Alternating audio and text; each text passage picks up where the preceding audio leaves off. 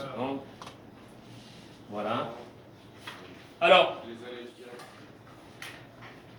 Boker Or, Boker Tov. Boker Tov. On n'oublie pas que demain, demain c'est Yom Yerushalayim, ce soir c'est Yom Yerushalayim. La coutume elle est de ne pas faire Tachanounim dans beaucoup de communautés. Donc à partir de cet après-midi, en joie qu'Akadosh Baruch Hu nous a rendu Yerushalayim, et c'est un moment extraordinaire. Aujourd'hui, la halakha que je vais vous lire. Alors, je vous demande de ne pas vous énerver, de ne pas vous exciter, parce que c'est un sujet qui est, on va dire, c'est dommage que ce sujet soulève beaucoup de problèmes douloureux, alors que ça aurait pu être quelque chose, pas choute de tranquille et de simple. La halakha est la suivante. Chayav adam mechamed et chamiv vechamoto. On a l'obligation d'honorer nos beaux-pères et nos belles-mères. Bekima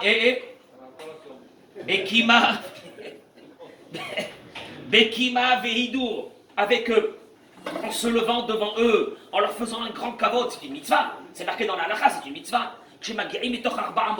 Quand on arrive, on passe dans les 4 mètres, on sait qu'il y a mon beau-père, ma belle-mère, il passe devant moi, je dois me lever, comme on a l'obligation de le faire devant 2 personnes qui sont très sages. La même chose, on doit le faire devant les beaux-parents. Il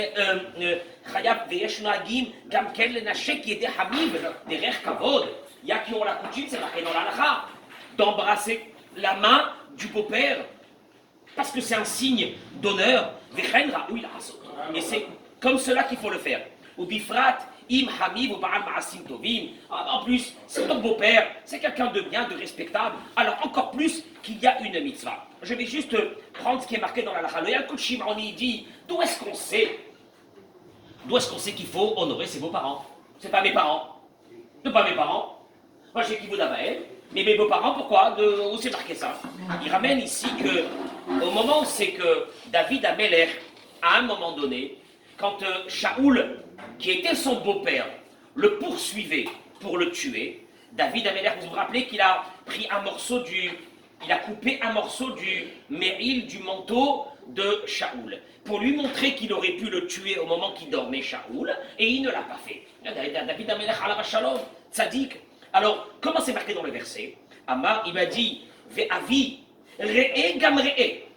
Père, il s'est adressé de loin à Shaoul. Père, regarde. Ça veut dire que quoi, que j'aurais pu te tuer. Et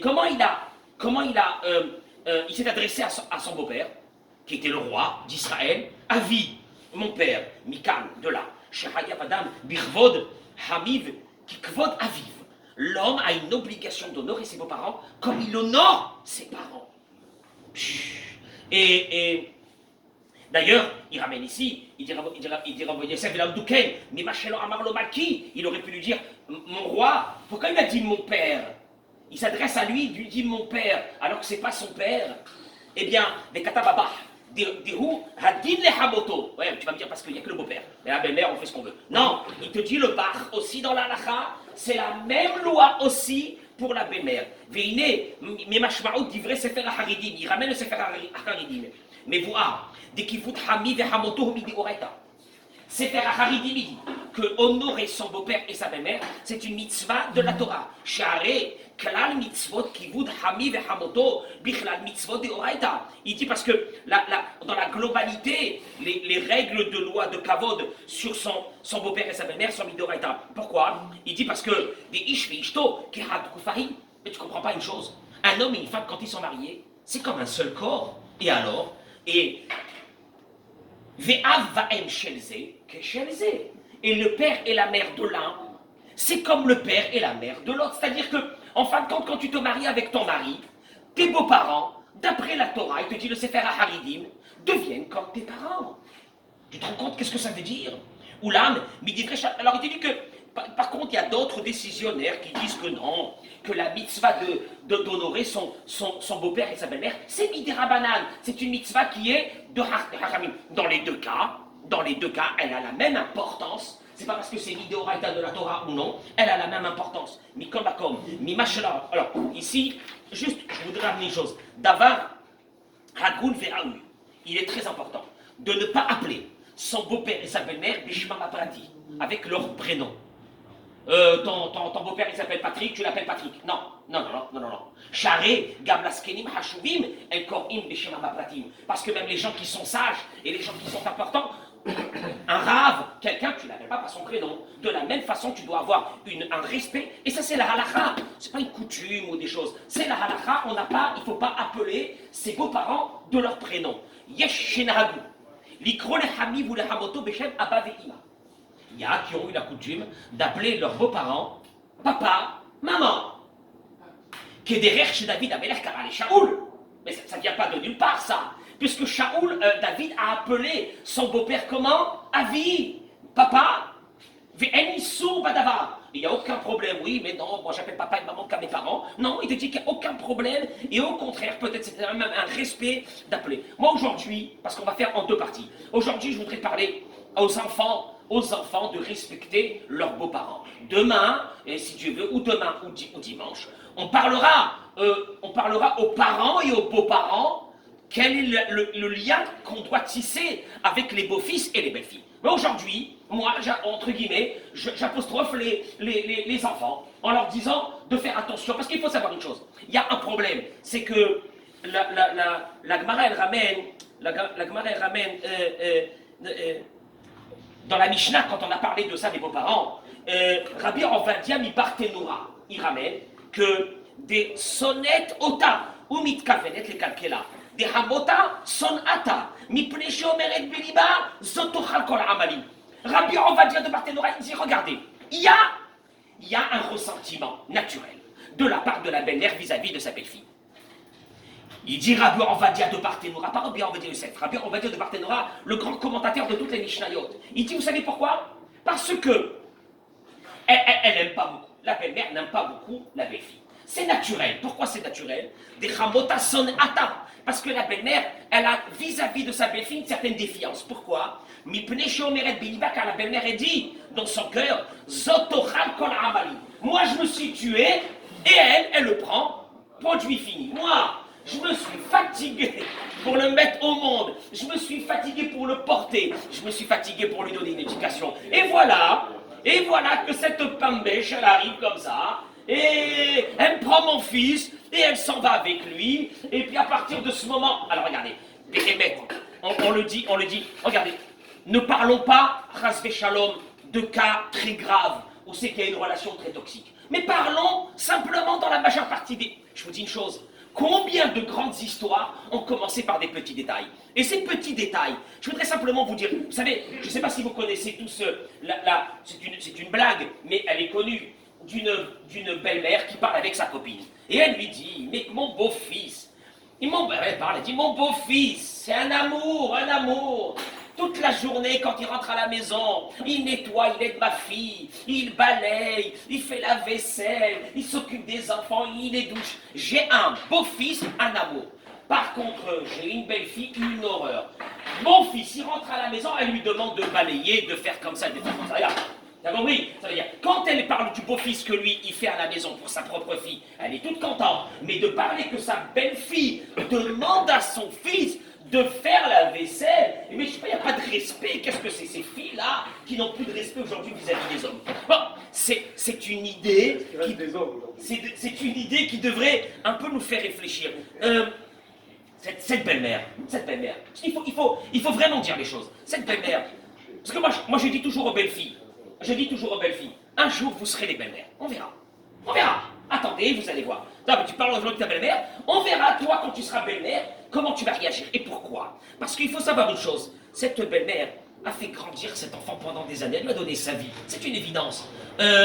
Et pendant les 25 premières années, je ne sais pas combien, le temps que elle était la femme de son fils.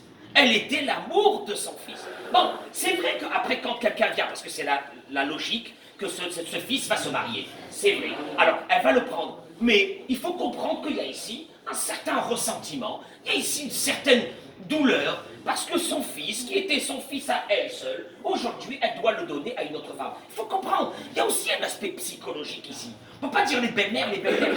C'est une évidence. Ça, c'est la première des choses. Je rajoute 2-3 petites choses et on termine.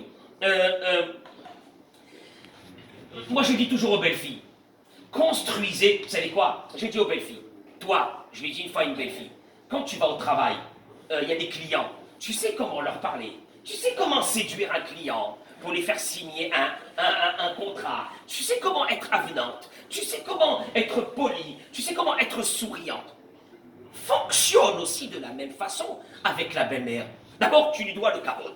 Avec la belle-mère et le beau-père, tu leur dois le kavod. Mais mieux que ça, vu qu'il y a cette difficulté, essaye au contraire de tisser une relation s'il y a de la sagesse. Chez les jeunes femmes aujourd'hui, elles peuvent arriver à avoir une relation avec leur belle-mère. Dans la majeure partie des cas, je ne parle pas de cas spécifiques, mais dans la majeure partie des cas, la belle-mère peut devenir à un moment donné avoir une relation saine avec sa belle-fille. Et moi j'aurais dit une chose, c'est que, je sais pas, regardez, quand tu fais kavod à quelqu'un, il t'aime.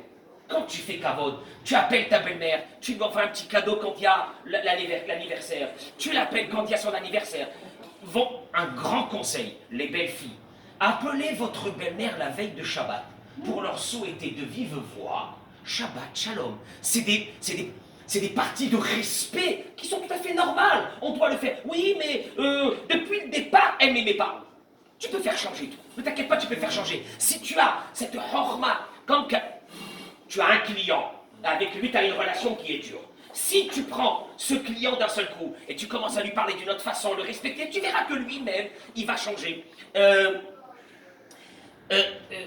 Une autre chose.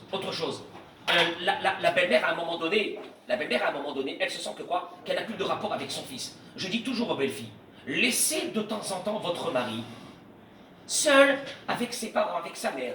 C'est sa mère. Voilà, la pendule, elle a mis au monde et puis c'est fini, elle est partie, c'est sa mère. Donc donnez-lui à cette belle-mère sa place, donnez-lui ça à ce moment-là. Une dernière chose, juste une dernière chose. Ne jamais mélanger les belles filles dans une relation belle-mère, belle-fille. Ne jamais mélanger les belles-sœurs, pardon. Ne jamais mélanger les belles-sœurs et les beaux-frères. Ne jamais mélanger. Il ne faut jamais qu'il y ait des critiques vis-à-vis des belles-sœurs, etc. Cloisonnez votre relation avec votre belle-mère. Mais elle a besoin de ce kavod. Et c'est tout à fait normal. Et vous savez pourquoi? Vous savez pourquoi c'est tout à fait normal? Parce qu'un jour, vous voyez le petit bambin que vous avez aujourd'hui, que vous vous tuez pour le faire grandir, oui? Vous voyez, hein, comment? Jusqu'à que vous allez le faire grandir. Un jour, il y a une fille dans le monde, elle est là, elle attend son tour. Elle va venir, elle va vous prendre votre fils. Et elle va partir. Et à ce moment, vous allez dire vous-même, elle ne me respecte pas. Je suis la mère de cet enfant, je lui ai donné cet enfant. C'est tout à fait normal qu'on respecte une belle-mère. C'est pas qu'on vient, on prend un garçon, on s'en va. Il y a des beaux-parents, les beaux-parents, ils ont un kavod. Je termine par une chose, c'est que moi j'ai parlé avec beaucoup de rabbinim. Ils m'ont assuré que c'est marqué ça dans les livres de la Kabbalah, que le respect des beaux-parents, parce que les beaux-parents, bon, bah, c'est des beaux-parents, on a envie de les respecter. Le respect des beaux-parents amène une bracha extraordinaire dans la maison, amène une parnassa extraordinaire dans la maison. Des fois, c'est un peu de savoir-vivre. Des fois, c'est, tu sais quoi, une belle fille, elle rentre chez sa belle-mère, est-ce que je peux t'aider? Qu'est-ce qu'il y a? Parce que beaucoup de belles-mères me disent, oui, elle rentre chez nous à la maison, elle croit que c'est l'hôtel. C'est pas grave, tu sais ce que tu fais toi, belle-fille. Tu dis à ta belle-mère, maman, tu l'appelles maman ou tu l'appelles par un autre prénom, maman, est-ce que tu veux que je t'aide? Est-ce que tu veux que je te fasse la vaisselle? C'est pas grave. Ça montre que quoi? Que par rapport à ça, tu as du respect envers cette femme qui t'a donné ce fils. C'est tout à fait normal. C'est pas une normalité, Bachaïm. C'est pas des choses qui sont extraordinaires. Et des petites choses comme ça, même si au départ la belle-mère, elle a une certaine défiance vis-à-vis de sa belle-fille, tu peux casser cette glace-là. Et qui c'est qui va gagner de tout ça? Eh ben, qui c'est qui va gagner de tout ça? C'est que grâce à ce shalom, ton fils il aura toujours un lien avec ses parents. Parce que malheureusement, beaucoup de garçons ont perdu le lien avec leurs parents, ce qui est très gravissime. Je ne peux pas rentrer dans ça aujourd'hui. C'est terrible à cause, ou je ne sais pas, peut-être, parce qu'il y a eu ici une histoire avec la belle-fille. Ce qui veut dire que tu vas gagner tu vas gagner que toi, tu auras le shalom avec ta belle-mère, c'est une chose qui est très bien. Tu vas rentrer chez elle avec plaisir, tu l'invites de temps en temps, quand c'est pas envahissant, je ne parle pas des cas extrêmes.